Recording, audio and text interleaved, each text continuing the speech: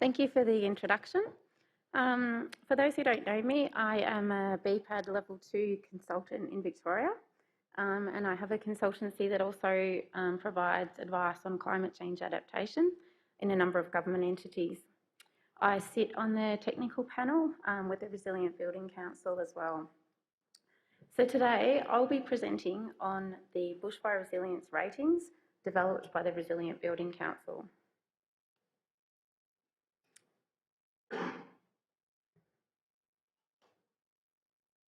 So my presentation today will provide an overview of the Bushfire Resilience Rating Project, the methodology overview, show you some of the Bushfire Resilience Rating assessment processes, including the self-assessment app, and take you through a number of the case studies that we've been undertaking as part of the pilot program. So today, although my presentation today is going to focus on the Bushfire Resilience Rating, this is only one element of the Integrated Disaster Resilience and Energy Efficiency Ratings program that we're currently developing. The project is funded by NEMA and New South Wales governments with a number of project partners that are detailed below. The resilience rating system is being developed through an expert collaboration led by the Resilient Building Council. It includes contributions from industry and the community.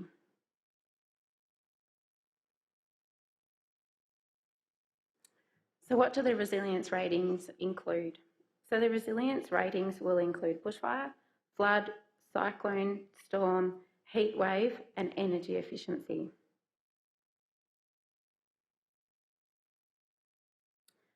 So what is the purpose of the resilience ratings? The resilience ratings importantly provide a methodology to measure resilience. By measuring resilience, it enables effective and efficient investment decisions by identifying the actions that lead to measurable risk reduction for individual buildings that has consideration of the building's unique characteristics. Ratings also provide a marketing mechanism so that banks, insurers, and the investment community can recognise and reward resilience. As you have seen on my previous slide, the banking and insurance sector are project partners. It is our intent that the bushfire resilience ratings will work beside existing bushfire policy and legislation.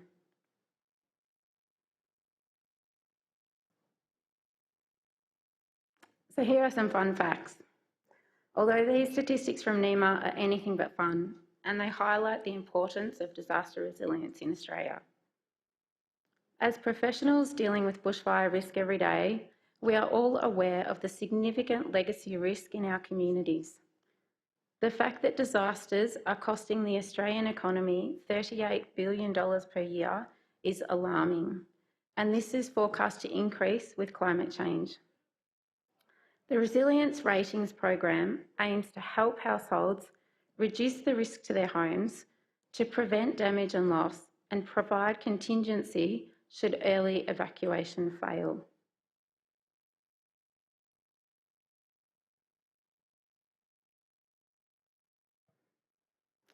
Moving on to the methodology behind the resilience ratings. The resilience rating scale is from 0 to 5, where the majority of existing homes built prior to bushfire building legislation are in the 0 to 1 category.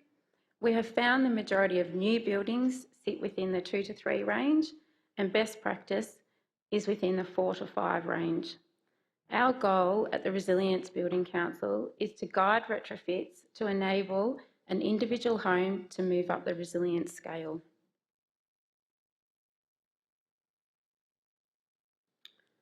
The bushfire resilience rating methodology is supported by a probability of loss model, which was developed by Dr. Ian Bennett.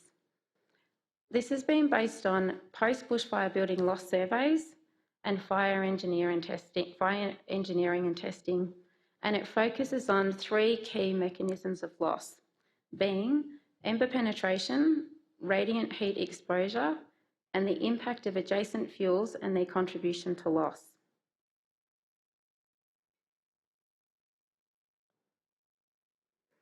The bushfire The following slides, there's a few of them, just give an indication of some of the mechanisms of the bushfire resilience ratings consider. I believe that Ian Bennett gave a presentation at this conference last year, but these just give you an indication of some of the mechanisms we've considered. So this is the different ways embers can penetrate roofs. This is one for wall mechanisms.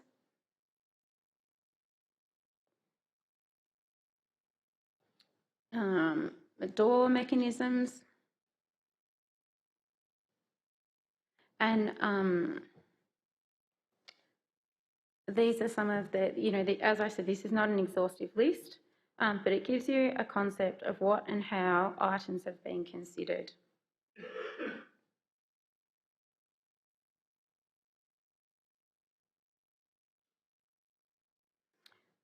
This pictorial shows a number of factors that have been considered in the methodology. Of particular note is the importance of what we call the allotment factors, where Dr. Ian Bennett has considered the likelihood of ignition of a caravan, for example, and then calculated the radiant heat exposure from a caravan onto the adjacent house.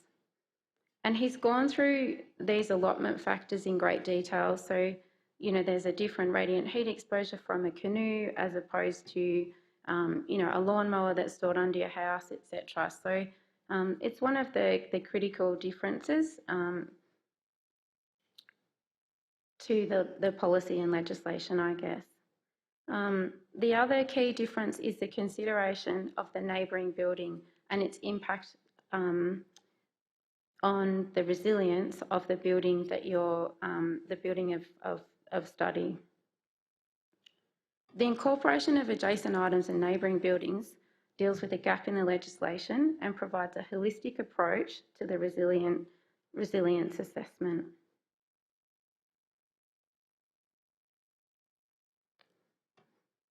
From the methodology, two forms of assessment have been developed. The first is the professional assessment that consists of a detailed set of questions about the building and its surroundings. In the pilot program, this was undertaken by a number of building and bushfire practitioners. From the detailed assessment, a more simplified set of questions were developed that identified some of the key contributions to bushfire resilience. The more simplified set of questions are shown in the slide and include a set of pictures that help the homeowner. So this is an example of the homeowner self-assessment app. And as you can see, on the far left, there's a set of questions that the homeowner is expected to answer. We've developed a number of pictorials to help them answer those questions. And then there's that will then indicate to the homeowner where their current resilience rating sits and what the potential is that they could get to. So essentially the homeowner app is an education tool. It helps homeowners understand their home's resilience and it provides recommendations on how to improve their resilience.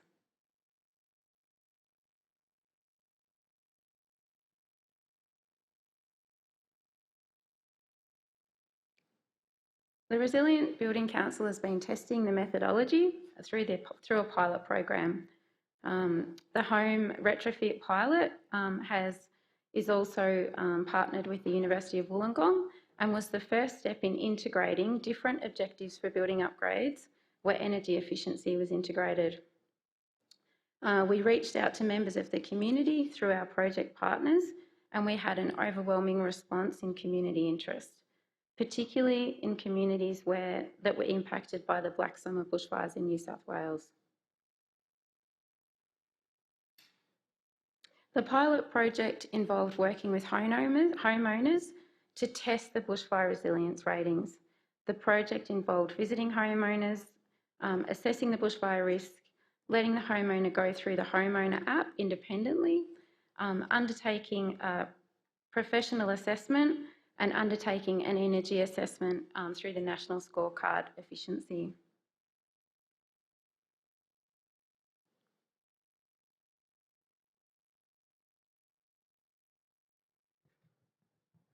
Sorry, I'm skipping too far ahead in some of these.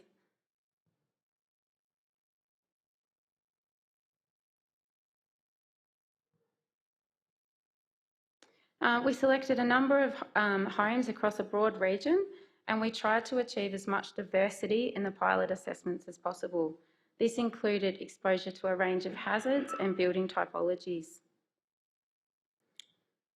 The pilot project was designed to be an end-to-end process, from householder engagement through to developing a scope of works, engaging with building contractors where appropriate, and certifying the home after the building and works had been undertaken. As we speak, there's a number of retrofits currently being undertaken. The assessment methodology used the AS3959 methodology to determine the radiant heat exposure. We also undertook a fuel assessment to establish the likely ember characteristics and densities. And here's a few photos from some of the vegetation, I think it was in Shoalhaven. And this is what the Bushfire Resilience Rating Report looks like. So this is from the homeowner assessment. This is not the expert assessment. So as you can see, sorry, I'm skipping.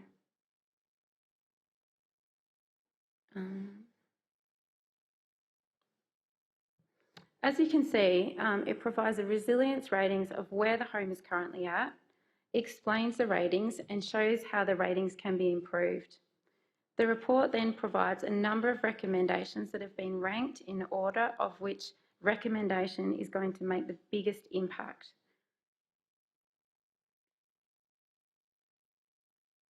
The National Scorecard and Energy Efficiency Report also identifies measures the homeowner can take to improve energy efficiency. The households were given both the individual reports and then given a combined report that identifies items that would make the biggest difference that suited their budget.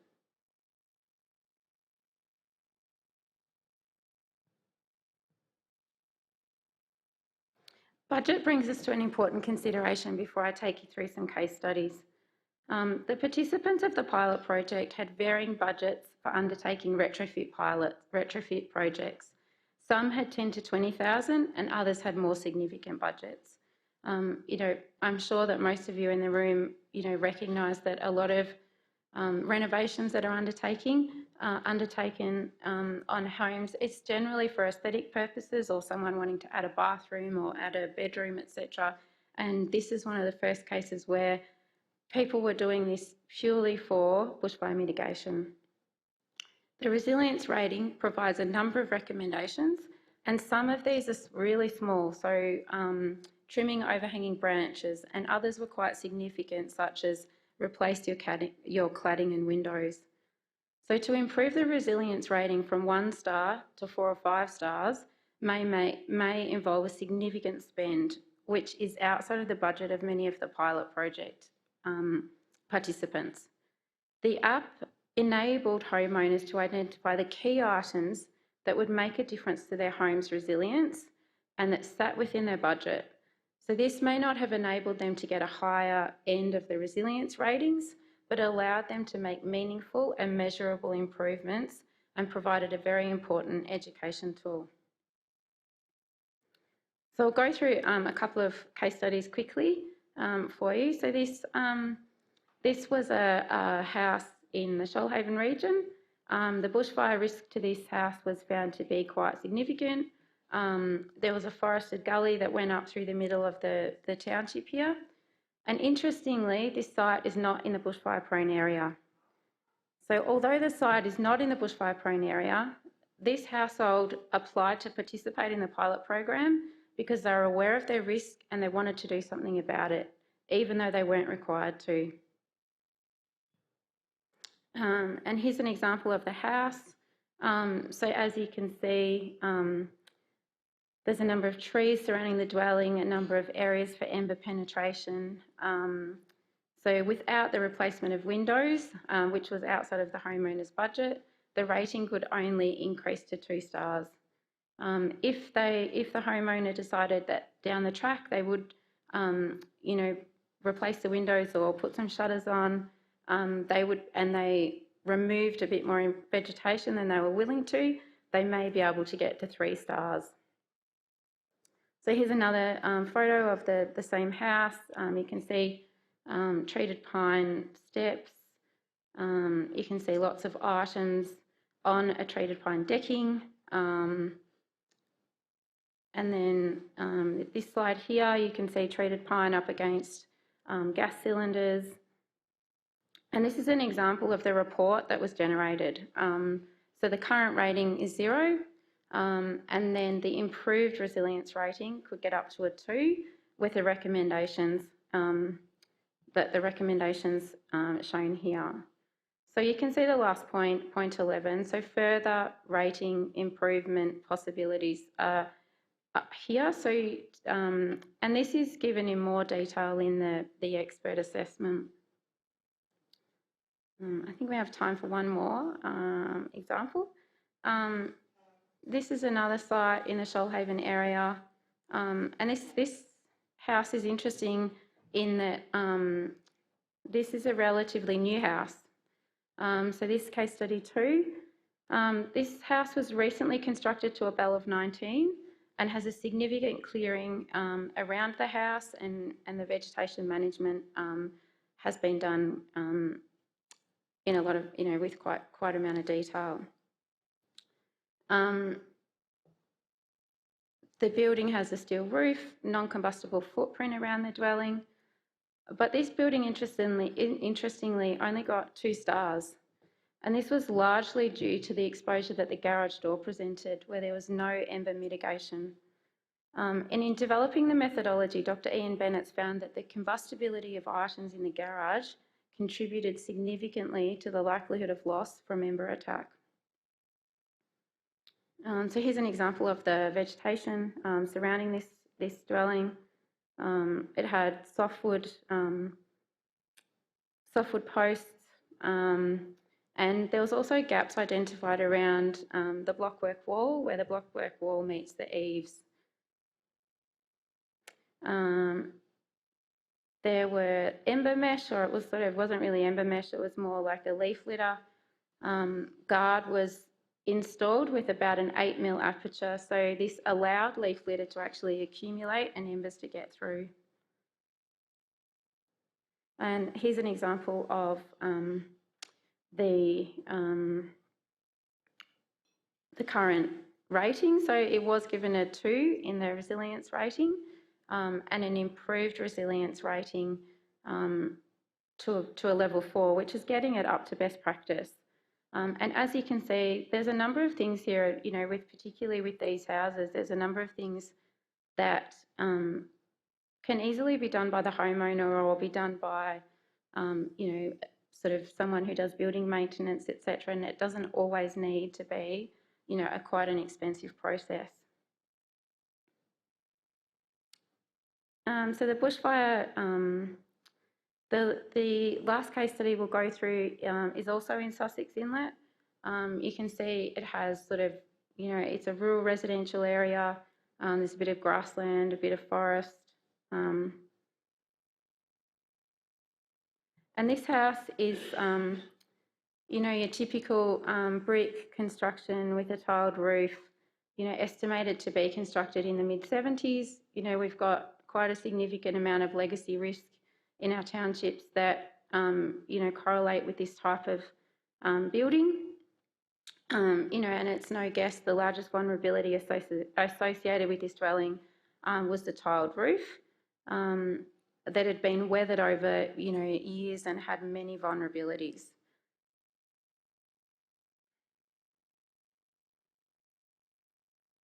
There's also a number of holes that were identified in the eaves, where the lights had been replaced over time, but the holes hadn't been fixed up. There was a number of items that were stored around the dwelling, a dog kennel up against a softwood timber support. And this slide shows the roof in more detail.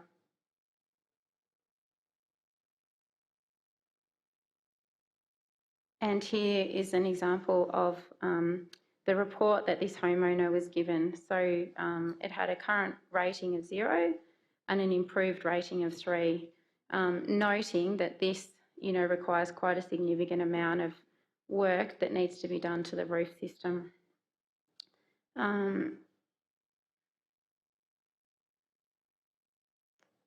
Yeah, and that concludes my presentation today. So if anyone has any questions, I'd be happy to answer.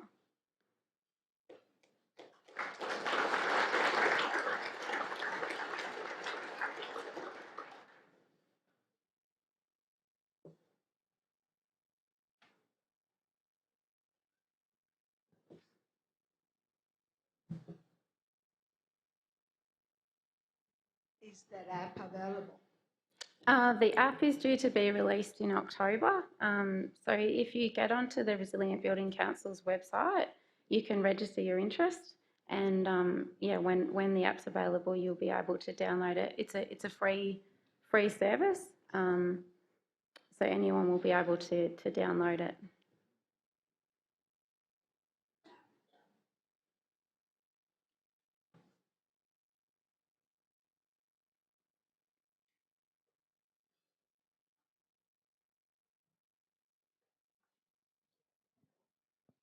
Hey, thanks very much.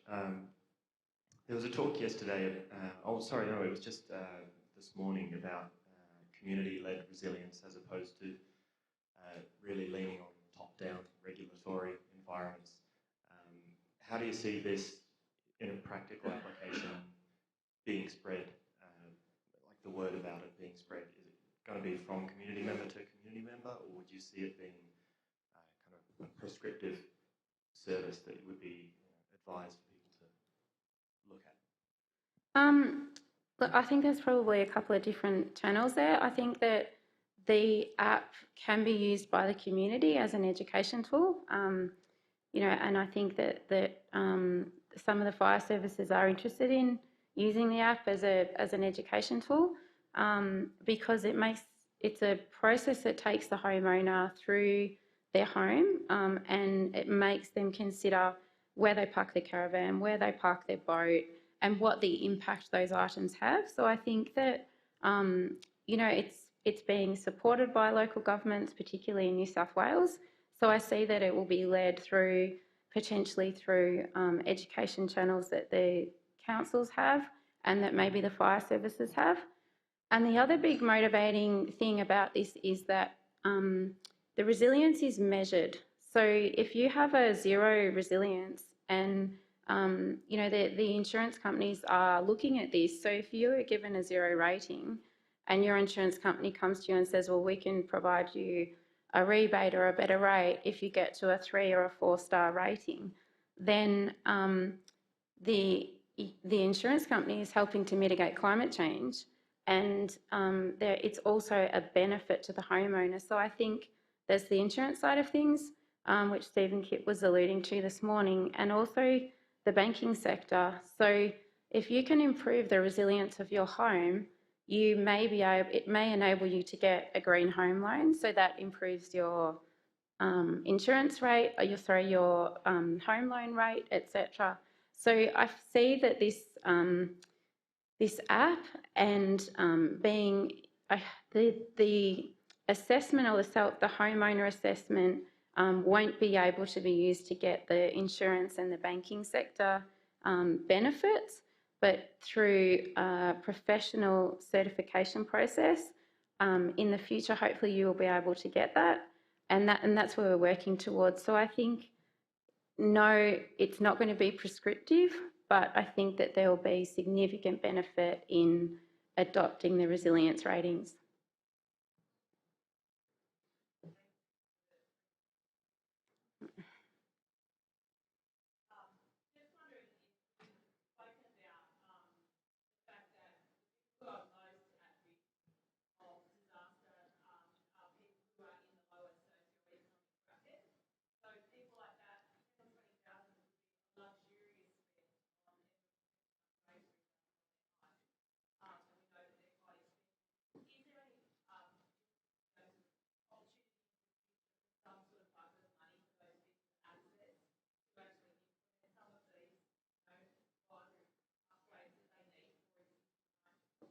Yeah, look, that's a really interesting point. I think the pilot program, it was really interesting. We got so much community interest, but a lot of it was from retirees, so people who were really quite vulnerable, and were fearful of losing their homes in the Black Summer bushfire.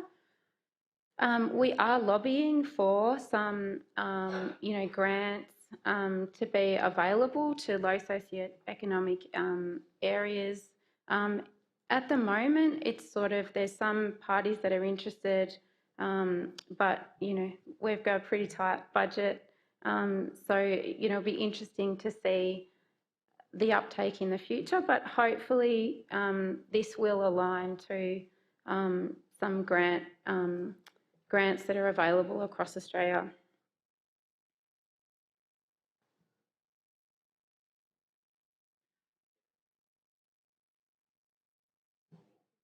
Yes.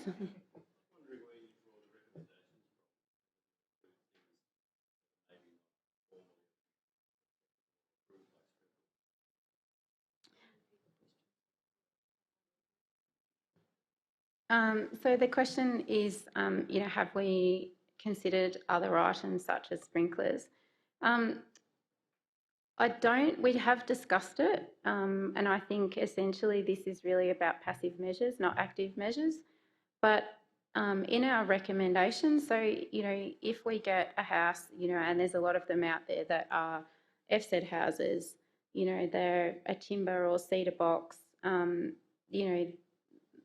there may be some recommendations to say that, your house has significant vulnerabilities. You are not, the amount, what you would have to do to make your house, have a 2-star or 3-star, etc., is pretty much to build a new house. It may be that there are some resilience measures that you can put in place, such as sprinklers and bunkers, but we haven't really, that's not a formal recommendation at this point. It's been considered. I'm not sure in the final model whether they have included that or not.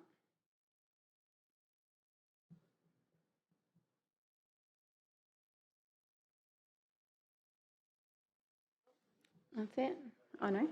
Some of the upgrade measures that were coming out of the app might require development approval. So, for example, in the lower BAL ratings, they could be exempt or they could be compliant development. The higher BAL ratings, replacing windows or steps, require a development application through council. Have there been any moves towards removing those roadblocks to people wanting to do this or making it easier for them? Not to my knowledge, no. So if people went to do a significant renovation, they would have to go through the formal process of getting, building approvals and planning approvals. So this is designed to sit beside the existing policy space. It's not designed at this stage to replace that.